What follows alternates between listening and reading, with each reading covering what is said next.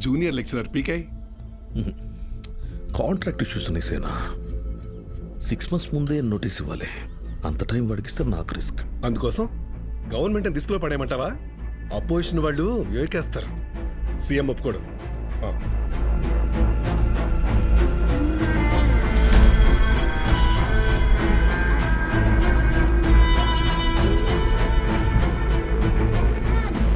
ఏంటి త్రిపాఠి, ఇంకో bench car కొన్నావా? అది నాది కాదు, నీదే. ఏంటి? నా సంగతి సరేనయ్యా, కానీ సీఎం ఒప్పుకోడు.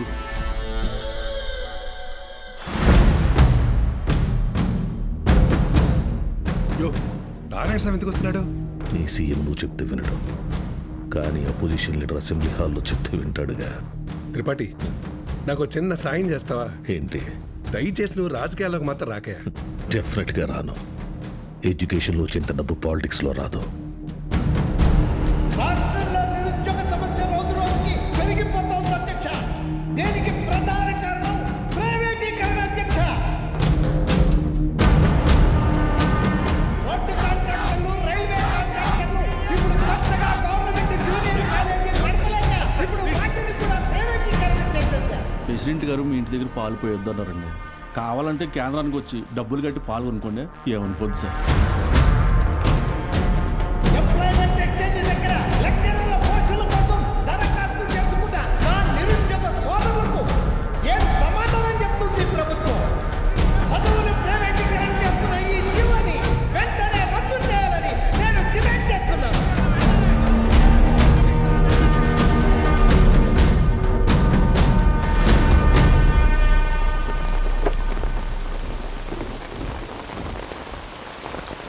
లోపలికి వెళ్ళి కీ ఇచ్చేసి రేపటి నుంచి నువ్వు పనిలోకి రా. ఏమైంది సార్? వెళ్ళి నీ కొడుకుని అడుగు. సార్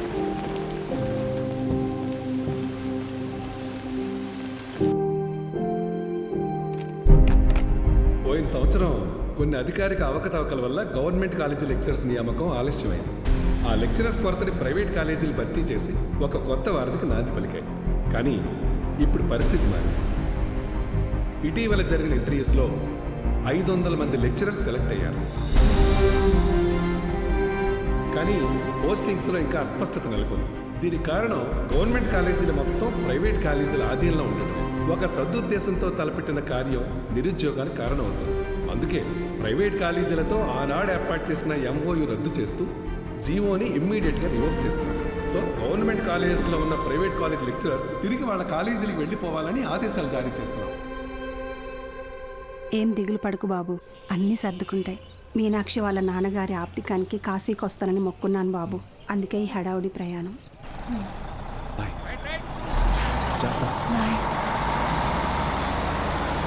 సతీ, సతీ అన్నా, సత్యం చూసారా? సారాకుడి దగ్గర ఉన్నాడు.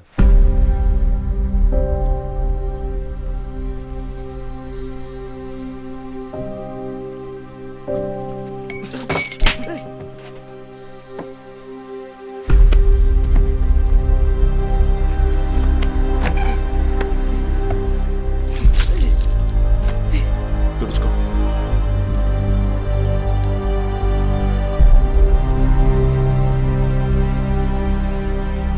సెకండ్ ఇయర్ సప్లిమెంటరీ ఎగ్జామ్ రాయాలి, గుర్తుందిగా? నేనేం చెప్తే అది చేయాలి.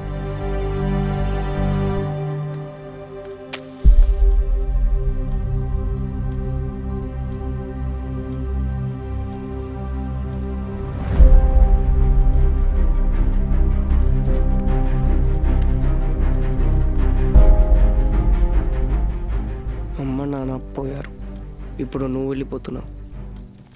ఇంకెవరికోసం రాయాలి?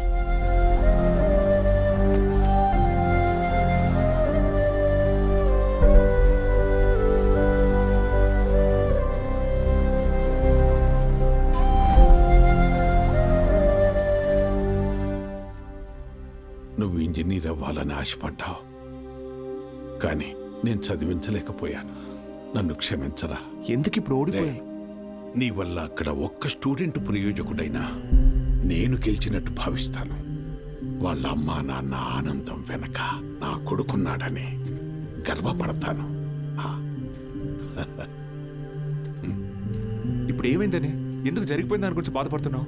రే, అడిగింది కొనివ్వకపోతే ఆ పిల్లలు ఒక్కరోజే ఏడుస్తారు.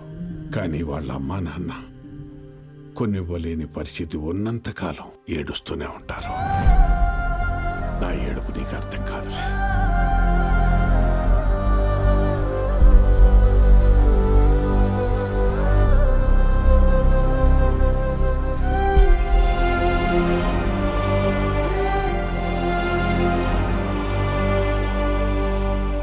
వాళ్ళు గెలిచామనుకున్నారు, కానీ అస్సలు యుద్ధం అప్పుడే మొదలైంది. ఇంటర్ ఫస్ట్ ఇయర్లో పేర్లు ఇచ్చినట్టు ఇచ్చి మళ్ళీ వెనక్కి వెళ్ళిపోయారండి, లెక్చరర్లు లేరని. బ్యాగులు వేసుకుని ఎక్కడికి వెళ్తున్నారు? వీరన్న, పొద్దు పొద్దున ఎక్కడికి రా? క్లాస్కి వెళ్తున్నామండి. క్లాసా? ఇంకా సెలవులు ఇవ్వలేదు, అప్పుడే క్లాస్ ఏంటండి? మరి ఎక్కడికి వెళ్తున్నారు? పదండి చూద్దాం.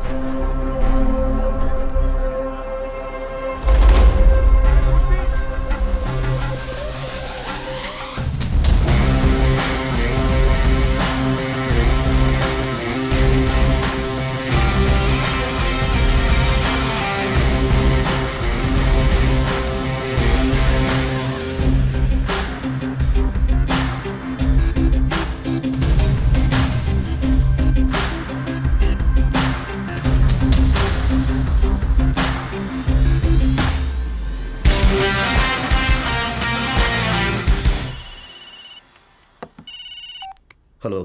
బావా, ఆ మ్యాక్స్ గాడు ఇంకా ఊళ్ళోనే ఉన్నాడు. పొలంలో పాకేసి ప్రైవేట్ పెట్టేశాడు. ఏం చేయమంటావు బావా? హలో రే తత్తమ్మ, వాడు పాకేసింది నీ ఊర్లోనేగా. ఊరు ప్రెసిడెంట్ అయ్యింది, నన్ను అడుగుతున్నావా? రే, ఆ పొలం ఎవరిదో కనుక్కోండి.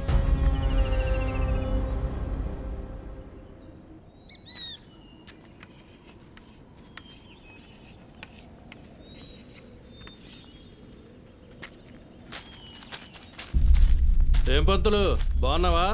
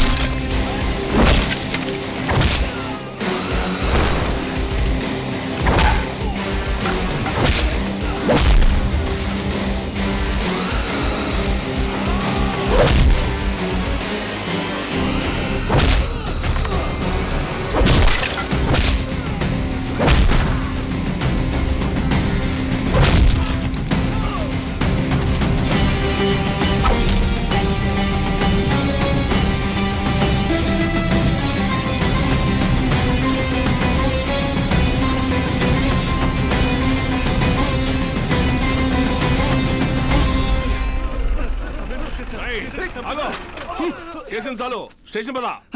సార్ సార్ వాళ్ళే సార్ పిల్లలు చదువుకునే పాకని పడగొట్టేసింది. ఏం జరిగిందో నాకు తెలుసు.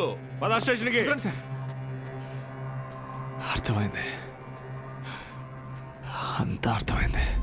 మీరంతా ఒకటే. ఇంట్లో వాగుతున్నావు? ఎంత కమ్ముడుపోయావు? ఏంట్రా ఎంత కమ్ముడుపోయావు? ఏంట్రా వాగుతున్నావు? రేయ్ లాంటివరా. ఎంత తీసుకొని నీ యూనిఫామ్ వాడి పక్కన పడుకోబెట్టావు?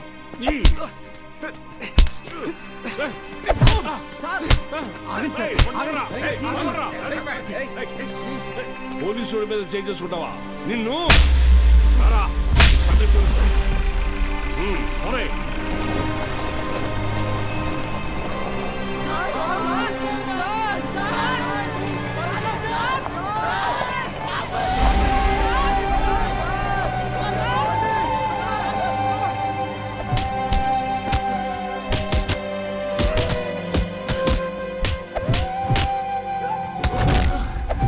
సార్ పంతుల్ని కొట్టడం పాపం సార్.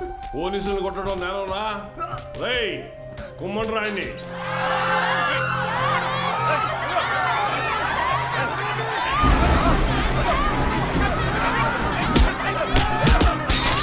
అయ్యా ప్రెసిడెంట్ గారు, మన బాలు సార్ని పోలీసులు అరెస్ట్ చేశారు. మీరు కొంచెం. మన బాలు సారా? ఏంటండి బాగా క్లోజ్ అయిపోయినట్టున్నారు? అది కాదు, కారణం లేకుండా కొట్టడానికి పోలీసు వాళ్ళకి ఏమైనా పిచ్చా? వాడు మన సుబ్బయ్య పొలాన్ని ఆక్రమించాడు. సుబ్బయ్య కేసు పెట్టాడు, వాళ్ళు అరెస్ట్ చేశారు. అబద్ధం. పిల్లలకి చదువు చెప్పడానికి సుబ్బయ్యని అడిగి ఆ స్థలంలో పాక వేశారు. చెప్పరా? చెప్పరా? మీకు ఫోను. ఎవరు? ఎస్ఐ గారు. హలో సార్, ఇక్కడ స్టేషన్ ముందు కాలేజీ పిల్లలు గొడవ చేస్తున్నారు సార్. 4 తగిలించండి, వాళ్ళే పోతారు. వాళ్ళల్లో మీ అమ్మాయి కూడా ఉంది. ఏంటి?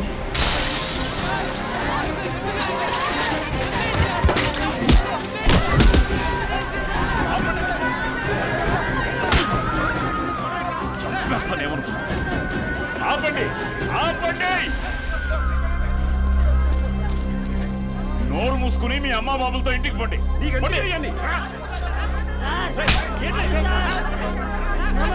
ఏయ్, నీ కూతురేగా, తీసుకో. రా. రా. పంపించండి.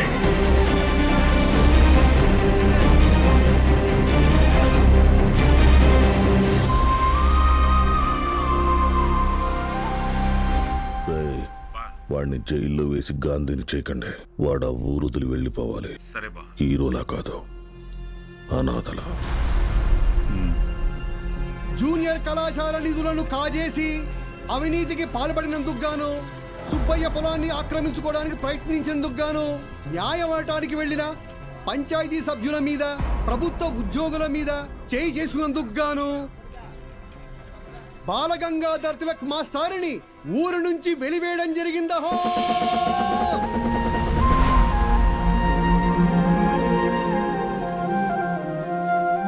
ప్రెసిడెంట్ గారు పిలిచారంట. చెప్పుడింది, తొందరగా కుట్టివు.